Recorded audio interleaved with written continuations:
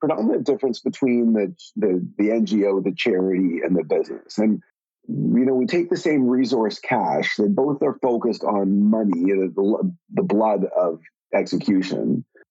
And the charity looks at it and goes, well, how do I take that lifeblood and try to deplete it as slowly as possible while making impact? And the entrepreneur looks at it and goes, how do I multiply it as fast as possible and make impact?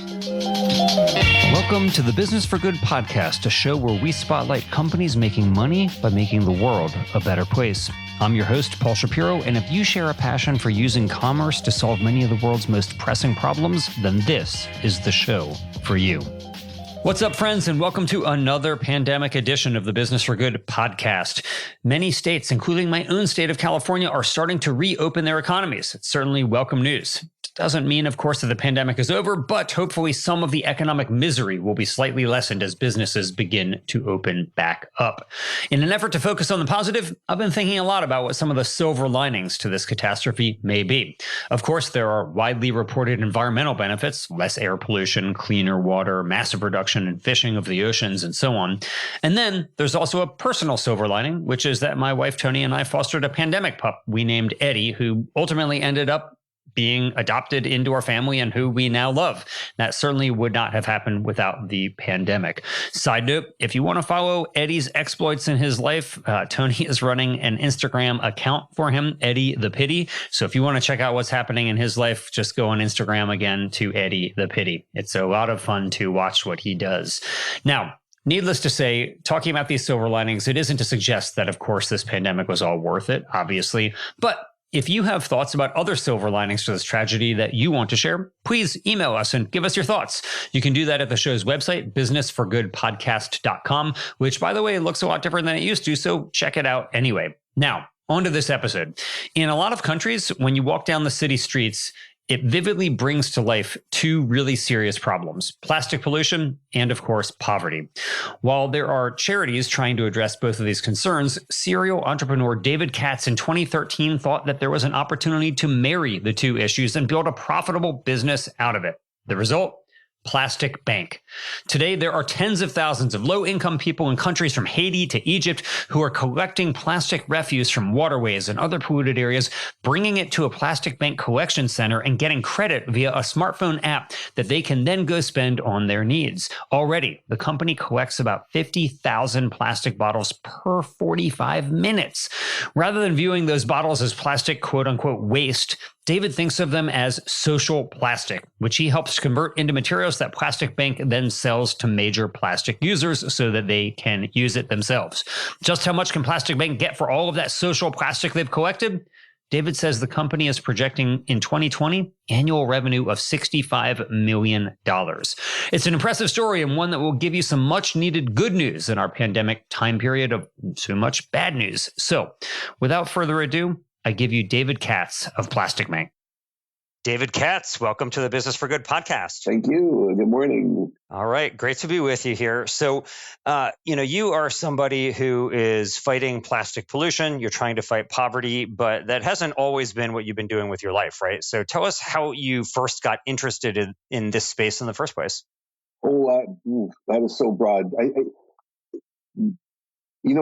My authentic answer behind all of that, not the answer that everybody always wants to hear, is that we really are the product of every experience and every decision we've ever made.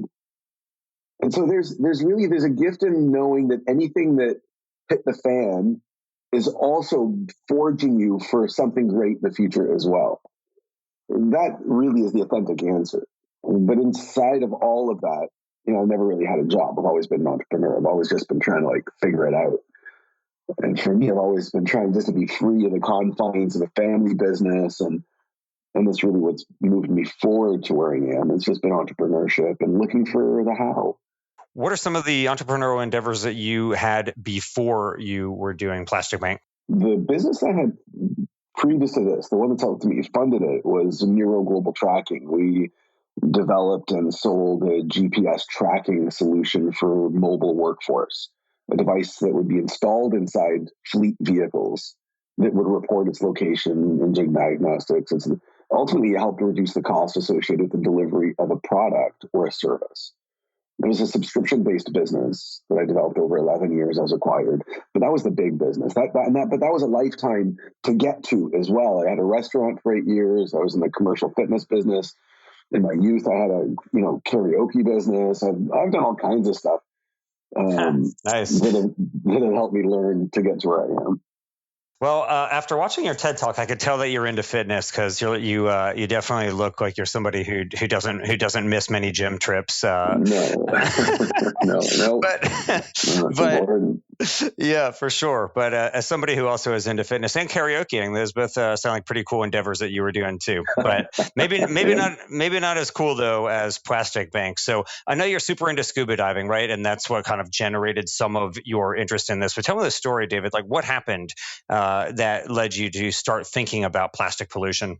Well, I was, 35 years ago, I grew up on the west coast of Canada. I grew up on a Vancouver island, and I had to walk a beach to go to school every day. I had to. What a gift I got. I mean, in hindsight, what a gift. And I began witnessing debris washing up on shore then.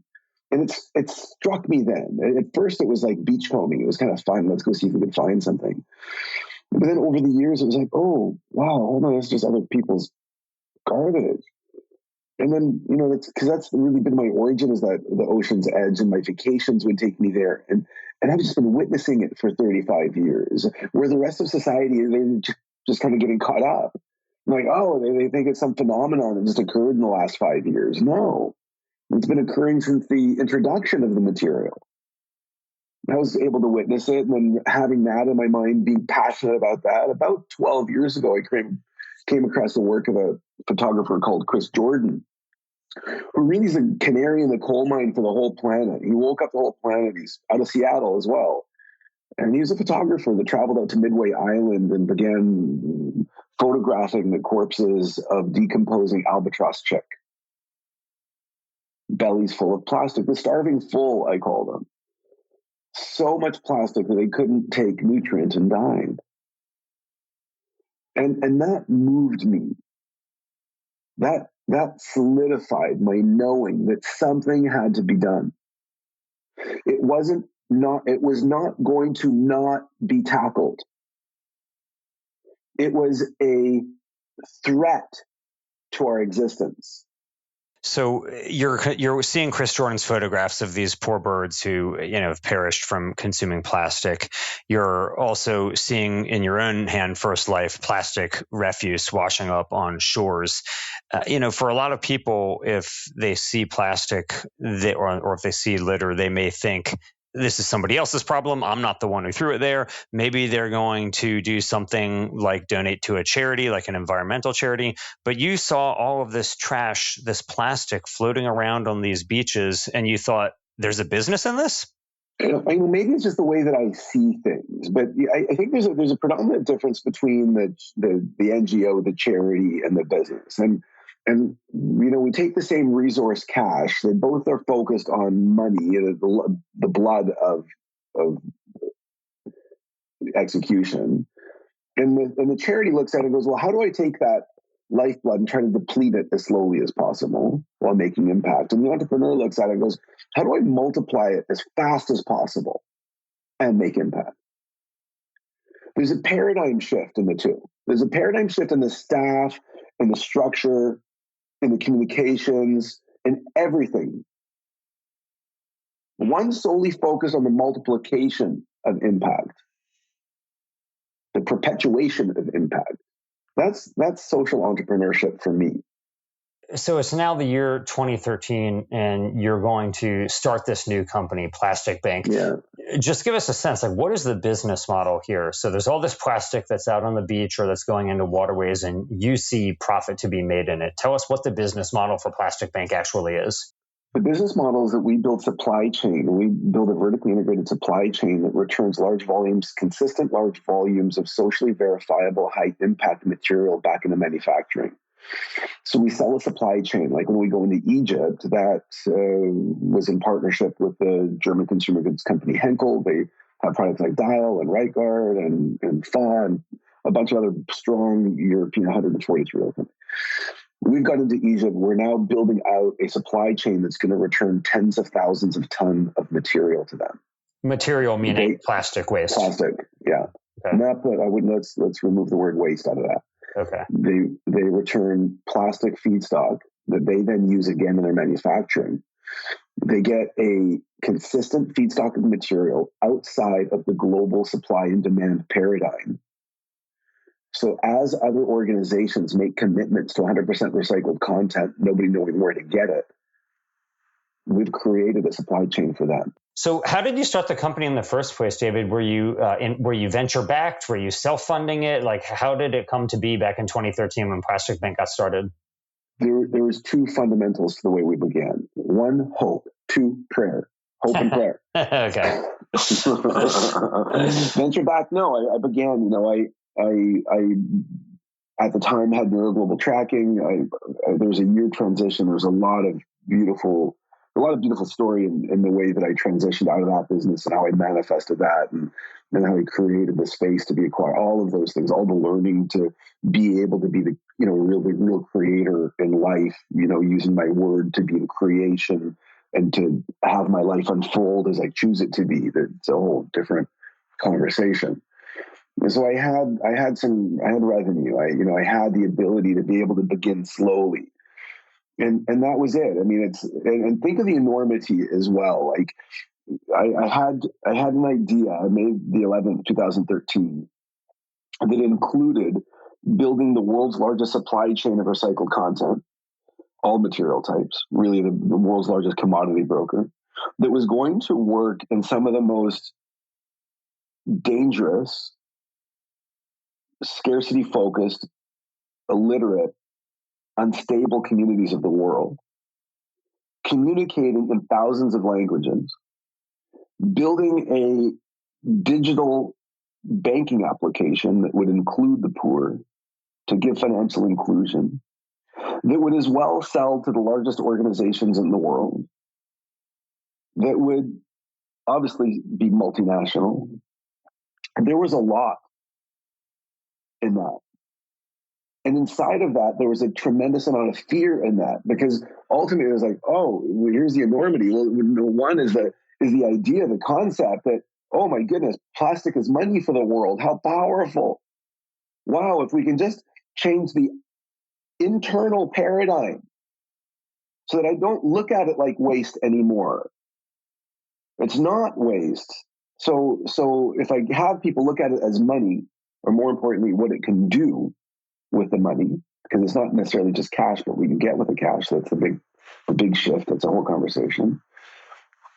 And so there's just a lot inside of all of that. So let's talk about how you are monetizing the value of all of this plastic, because you have thousands of people out there who are who are extremely impoverished, who are going around tens of thousands. Thank you, tens of thousands of people from Haiti to Egypt and elsewhere, who are basically out there scavenging for plastic that might enter. No, let's get away from that. Okay, let's make sure we bring dignity to humanity. Sure, we're not scavenging. Right? Okay. They're entrepreneurs. We create entrepreneurship. Okay. And we give people an opportunity to learn how to find high quality, valuable material that when returned into our ecosystem, they're rewarded for. And then inside of that, they're financially included and given, banking and incentivization and gamification. They can win stuff and be important in their community. Yes. And it's not just about that community. And my emphasis here is that what we're doing is bringing segregation into every household, because it's not just about the collector who wants to make it full time. It's about creating a platform so that every house, every person that engages the material looks at it differently. So it never makes it into what might have been a waste stream. It's segregated and returned as a high quality post-consumer material that has even additional value in it. It's that everybody participates. So that even a mother who lives in Egypt, who lives in Cairo, who'd have never had a chance to have a bank account before, can now, with her plastic, earn a credit rating. So tell me about that, David. So you have these tens of thousands of entrepreneurs who are collecting plastic and returning it to you. And you're not just giving them cash for it. You've created this app and it essentially acts as a bank account for them. What do they actually get though? What are the options for them if they return plastic to you before, so that you will incentivize them to bring it to you? We started off quite simply in Haiti, and in that ecosystem, it included everything from cooking fuel to cell phone minutes and Wi-Fi and all kinds of other things. And that was powerful because, again, it's not always, there's just so much learning about that. It's often, well, first off, to engage people to collect the material, even the poor, there's levels of poverty. There's the poor, and then there's the ultra poor. And in the poor, with the poor, they look at people who have been collecting material as being ultra poor. And they don't want to be viewed as ultra poor. You're already in poverty, so you don't want to be ultra poor. So they may not collect material. So we have to change the paradigm in people so they look at that differently. They look at it as now as a profession or something dignified. So there's a lot in the way we approached it. And there's a lot in the way we approached that topic and the way we gave incentive. So there's a lot of depth in that. So moving forward in the digitization of this currency, of the value, I like to say that we're more like we're plastic bank. We're a currency exchange, like deposit material and withdraw whatever you need. It truly is a currency exchange. It's like the most rudimentary Bedouin market that you could consider. Whatever you want, deposit it and withdraw whatever else you need. Like, for instance, within our new partnership in Indonesia with a company called Gojek, they are the Uber of Indonesia. They're Indonesia's first unicorn. And they have a marketplace with 700,000 vendors. 700,000, they got 2 million drivers, 35 million active users. So now, within the application, all that value can be spent at any of those 700,000 markets. So what you need, we got. That's the way. David, I know that the app is free to download, but what if somebody doesn't have a smartphone? Like, what if they don't have the capacity to get the app?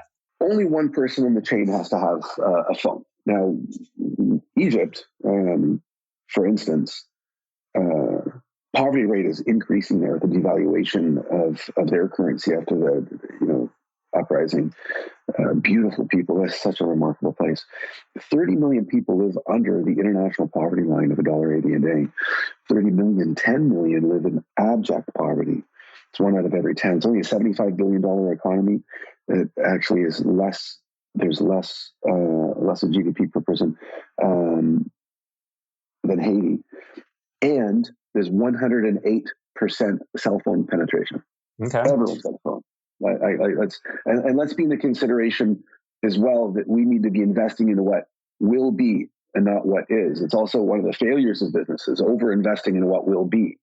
Sorry, let me rephrase that. One of the failures of business is over-investing in what was and under-investing in what will be. And so we always have to be focused on what will be. So what will be and what is cell phone penetration, smartphones in the hands of the abject poor. I believe 75% of our collectors in Haiti have smartphones.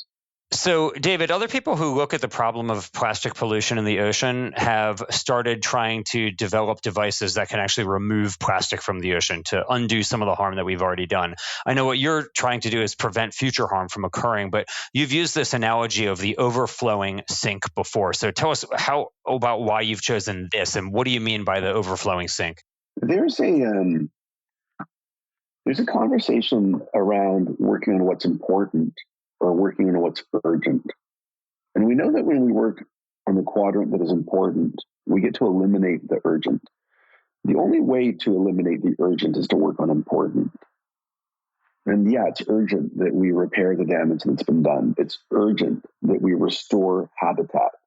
It's urgent that we do those things. But what's important for humanity is to stop having plastic flow into the ocean to begin with.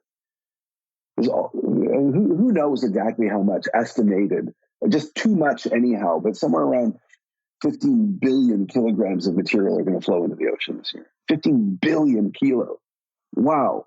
Show me a boat that's going to go collect that. It's not possible for us to go and collect the material from the ocean. Futile. So all that money, all that resource, truly, fundamentally, should be into stemming the flow of plastic from flowing into the ocean to begin with. I mean, we're collecting mass volumes of material today. How much are you collecting? Greater than we're collecting. The number is increasing all the time. We're doing around 50,000 bottles per 45 minutes. Wow. And so you get those tens of thousands of bottles per hour, and then you're not just turning around and selling them, right? My understanding is you're breaking them down into smaller pieces and selling. Well, we add value to it. So we want to add value in country. Like, we're really an economic development firm. So we work within the regions that we're at, and the people add value as well. They segregate the material by color, by type, remove impurities, even caps and rings or different value material. They segregate that. That goes to an aggregator. It gets baled. That's adding value in the country as well. It'll then go to maybe a localized processor who will flake the material. That adds value in country as well. If it can be pelletized in country, that adds value. And then if we can add it into the manufacturing stream in country, that adds value too. So and we don't do any of that. We just help facilitate it all. So, David, I know that you have shied away from and been averse to using terms like plastic waste because you see real value in it. And the plastic that you're collecting and then turning around and selling, you're actually dubbed it social plastic. So tell us, what is social plastic? Social plastic is a material whose value is transferred through lives. Now, with social plastic, it's a value that's transferred through the lives of the emerging as well as the consumer, all while upholding the sustainability development goals. It's a material that, when transacted, changes the world. It's social plastic. It's not a recycled plastic. It's not a virgin plastic, which, by the way, we have to eliminate. We have to eliminate the production of new plastic. But social plastic is value. Social plastic is change for the world. It's all kinds of different things.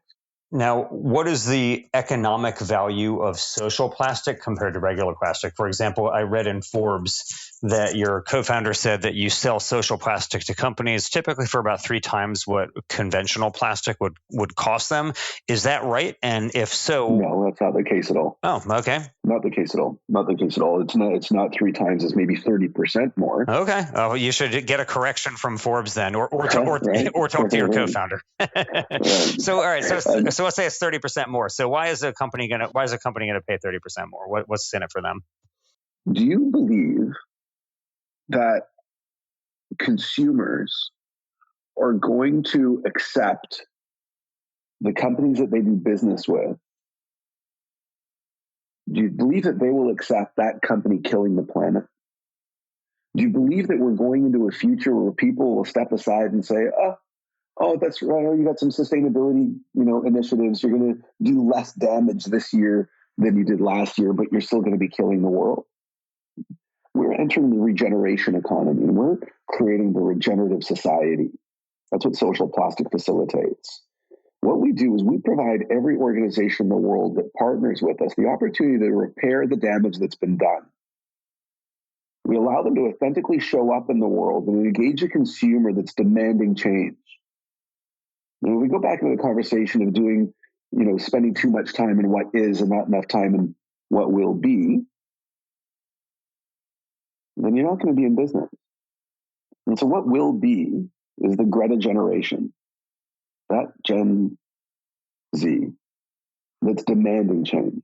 And if you want to engage them, you're going to have to show the repair. So what's in it for them is a beautiful, powerful engagement opportunity.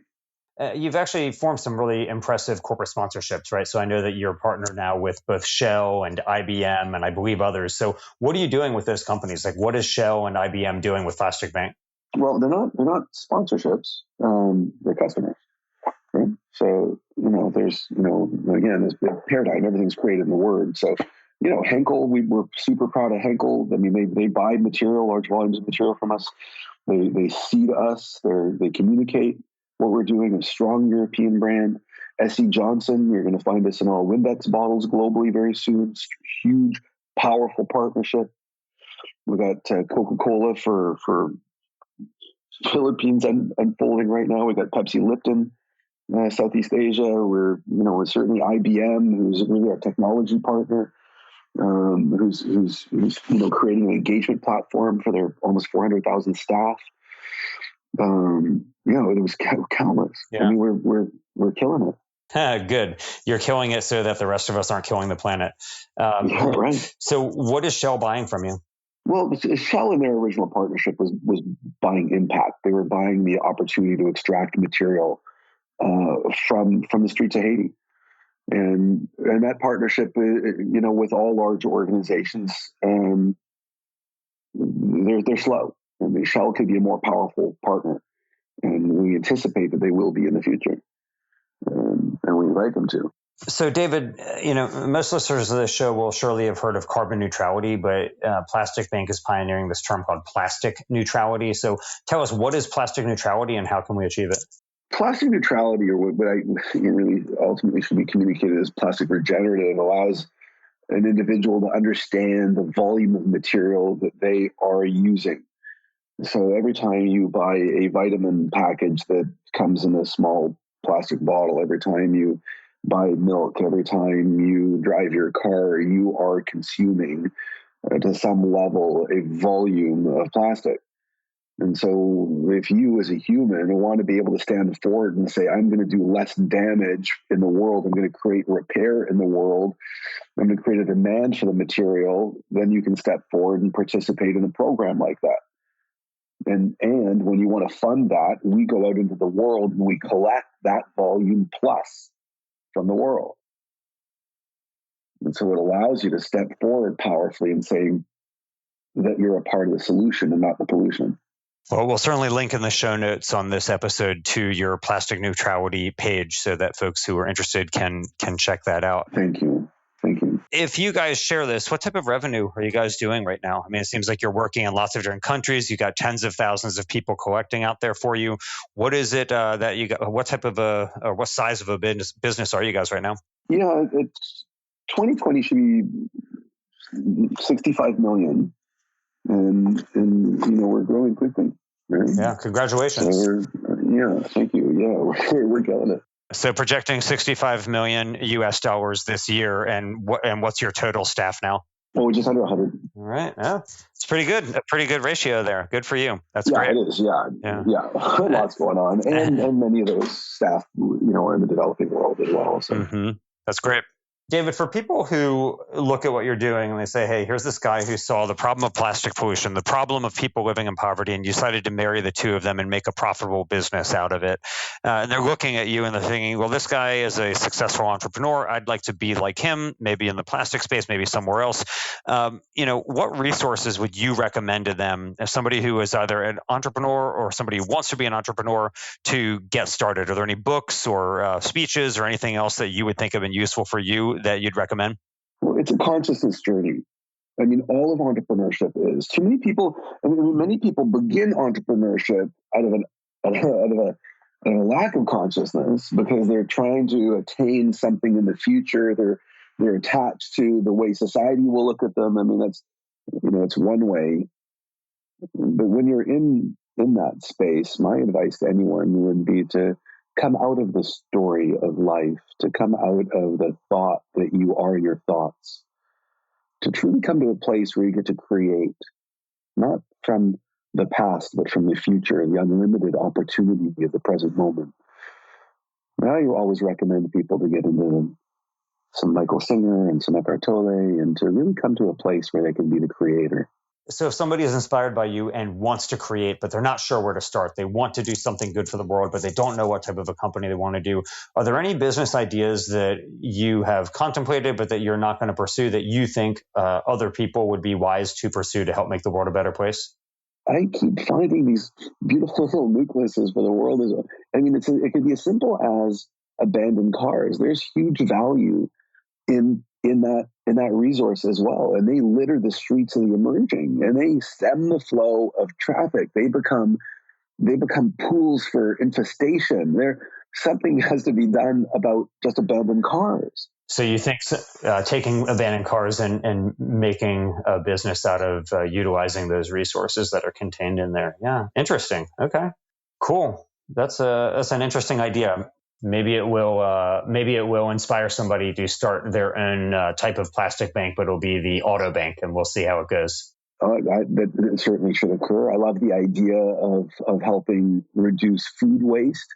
I like the idea that within a restaurant, you may have the opportunity to say, I'll take a 3/4 size portion, and then the restaurant donates just the food cost. And so you could say, well, I'll take a 3/4 size portion. They give you less food. There's less food waste. And then they donate the food cost. That's actually be revenue generating for the restaurant while doing good in the world as well. Nice. I think there's something in that platform. I mean, there's all kinds. Yeah, no, good ideas for sure, David.